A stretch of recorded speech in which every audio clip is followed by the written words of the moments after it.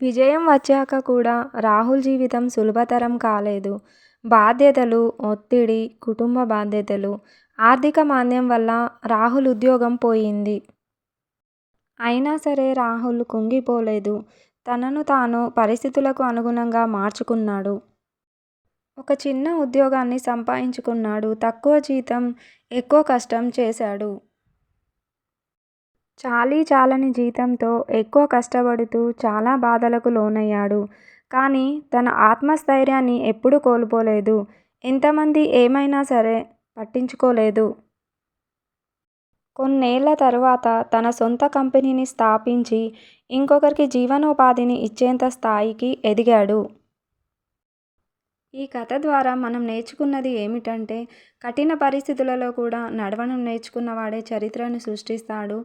నువ్వు భయపడుతున్న ఆ సమస్య కంటే కూడా నువ్వే శక్తివంతుడివి. మనం ఎలాగైనా ఉండవచ్చు. డబ్బు లేక, ఉద్యోగం లేక, సంబంధాలు విరిగిపోయి, ఆత్మవిశ్వాసం దెబ్బతిని. కానీ మన మనస్థైర్యాన్ని ఎప్పుడూ కోల్పోవద్దు. ఈ సమాజం ఎన్ని మాటలైనా అనవచ్చు. కానీ మనం పయనించే బాట మాత్రం స్థిరంగా ఉండాలి. ఇది నేను చెప్పాలనుకున్నది ఫ్రెండ్స్. ఒక కథ రూపంలో చెప్తే మీకు అర్థమవుతుందని ఒక చిన్న ప్రయత్నం. ఈ వీడియో కనుక మీకు నచ్చితే like and subscribe my channel. అలాగే మీకు ఎలాంటి వీడియోలు కావాలి అన్నది కామెంట్ చేస్తే ఆ టాపిక్ మీద వీడియో చేస్తాను. Thank you all.